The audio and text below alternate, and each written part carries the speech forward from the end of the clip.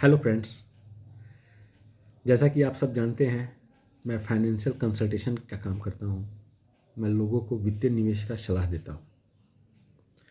आज मैं आप सबों के सामने उपस्थित हुआ हूं कुछ भ्रांतियों को दूर करने के लिए। मैंने अपने बहुत सारे इन्वेस्टरों को देखा है कि उनके मन में निवेश के प्रति कुछ भ्रांतियां हैं। मैं चाहता हूं कि आज की इस वीडियो के द्वारा कुछ तथ्यों को रखकर उन भ्रांतियों को दूर कर सकूं।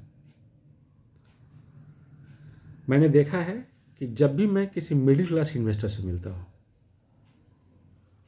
तो वो इन्वेस्टमेंट के पार्ट को सबसे नीचे रखते हैं। अपने जीवन के प्रायोरिटी में इन्वेस्टमेंट के पार्ट को सबसे नीचे रखते हैं।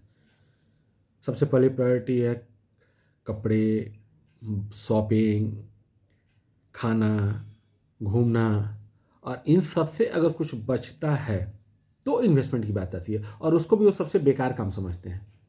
और सबसे मज़ेदार बात ये कि उनको लगता है कि वो इन्वेस्टमेंट कर रहे हैं तो इससे सिर्फ अगले का फ़ायदा है, उनका कोई फ़ायदा है ही नहीं। इसलिए उस पर वो ध्यान ही नहीं देते हैं कि इन्वेस्टमेंट भी कोई मायने रखता है उनके लिए।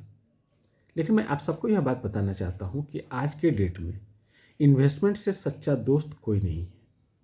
जब भी कोई परेशानी, जब भी कोई मुसीबत आएगी, आपका यह इन्वेस्टमेंट दोस्त ही आपके साथ खड़ा रहेगा। सबसे पहले आपको उस समय किसी के आगे हाथ फैलाने की ज़रूरत नहीं रहेगी, पैसे का कहाँ से प्रबंध करें या सोचने की ज़रूरत नहीं रहेगी। आप तत्क्षण अपनी इस इन्वेस्टमेंट का इस्तेमाल अपनी उस परेशानी को हल करने के लिए कर सकते हैं। लेकिन फ़र्क सोच का है। कोई सोचता ही नहीं है कि इन्वेस्टमेंट भी जीवन में महत्व रखता है। जितना खाना, जितना सोना, जितना घूमना, उतना ही महत्व इन्वेस्टमेंट का भी है। आप लोग इन बातों को समझिए। छोटे छोटे बचत से आप एक अच्छा कॉर्पस तैयार कर सकते हैं। इन्वेस्टमेंट का मतलब यह नहीं है कि एक बार 5 लाख रुपया हो तभी इन्वेस्टमेंट किया जाए, 2 लाख रुपया हो तभी इन्वेस्टमेंट किया जाए। इन्वेस्टमेंट आप 1,000 रुपया पर मंथ पे बचत से भी शुरू कर सकते हैं। करना क्या है? आदत डालनी है। हम हर हाल में अपने मन में दृढ़ संकल्प करना है कि हम हर हाल में अपने मासिक जो भी मेरी कमाई हो रहा है, लोग बोलते हैं यार बचता ही नहीं है, मैं क्या करूं? बचाना होगा, उसमें से ही बचाना होगा। बचेगा कुछ नहीं। जिसकी ₹1,00,000 की इनकम है उसको भी वही परेशानी है, जिसको 10,000 की इनकम है उसको भी वही परेशानी है, 5 लाख की इनकम है उसको भी परेशानी है। बोलेगा बचता नहीं है मेरे पास। आपको बचाना होगा। आपको दृढ़ संकल्पित होना होगा कि अपने मासिक बचत का शुरुआती दौर में 20% हम बचाएंगे ही बचाएंगे। इच्छाएं अनंत हैं, खर्च की तो कोई सीमा ही नहीं है। पैसे पास में हो हर चीज़ जरूरी लगता है, पैसे ना हो कोई चीज़ जरूरी नहीं लगता है। तो अपनी ज़रूरतों पे थोड़ा लगाम लगाएं और अपने बचत के लिए कुछ पैसे बचाएं। आपके लिए ये बहुत ही ज़्यादा मददगार होगा तब जब आपको पैसे की आवश्यकता पड़ेगी। आप सबसे पहले अपने जीवन को सिस्टमाइज कीजिए। आप सिर्फ आप नहीं हैं, आपके साथ आपका परिवार भी चलता है ना। आप उसके बारे में भी सोचिए। अपने जीवन में एक हेल्थ प्लान, एक टर्म प्लान और म्यूचुअल फंड में इन्वेस्टमेंट, ये 3 चीज़ों को सबसे प्रायोरिटी पर रखिए। सबसे प्रायोरिटी पर ये 3 चीज़ कीजिए ही कीजिए। उसके बाद आगे जो बचता हो आगे का सोचिए। म्यूचुअल फंड इन तीनों चीज़ों को पूरा करने का एक इंस्ट्रूमेंट है। म्यूचुअल फंड में इन्वेस्टमेंट का आदत डालिए।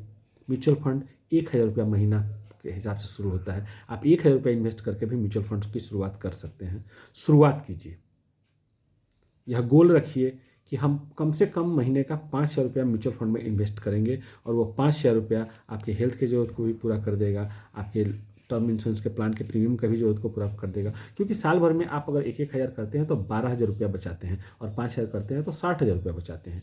उसमें से आप हेल्थ और लाइफ का प्रीमियम भी निकाल सकते हैं मंथ, साल 10 साल देने के लिए। और जो बचा पैसा म्यूचुअल फंड में बढ़ रहा है वो आपके लिए एक इन्वेस्टमेंट कॉर्पस भी तैयार करता है। आदत डालिए, शुरुआत कीजिए। शुरुआत करेंगे तभी समझ में आएगा।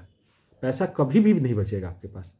जब भी आप देखेंगे हमेशा पैसा की तंगी बनी रहेगी, लेकिन उसी में से कुछ पैसा निकालकर इन्वेस्टमेंट की ओर भी ले जाना है।